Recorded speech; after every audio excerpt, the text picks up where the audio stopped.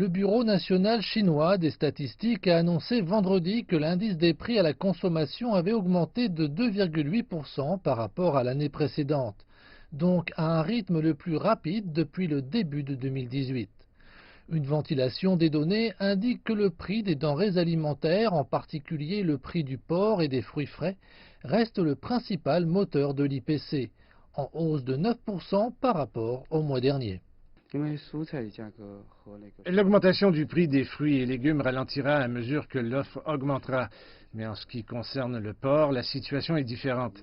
La peste porcine africaine a porté un coup sévère au marché du porc depuis l'année dernière, ce qui a considérablement fait monter le prix du porc. Par ailleurs, l'indice des prix à la production a chuté de 0,3% en juillet. Cette baisse intervient après une stagnation en juin.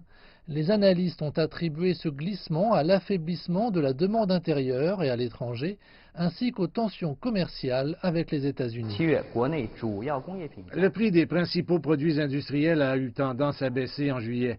Nous nous attendons à ce que l'indice des prix des produits ralentisse davantage en août avant de rebondir.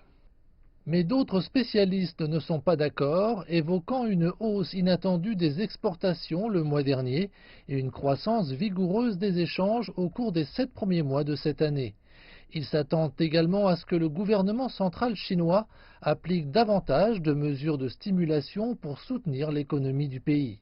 Néanmoins, certains observateurs du marché mettent en garde sur le fait que le différend entre les deux plus grandes économies mondiales pourrait dégénérer en guerre des devises et peser davantage sur la reprise économique mondiale.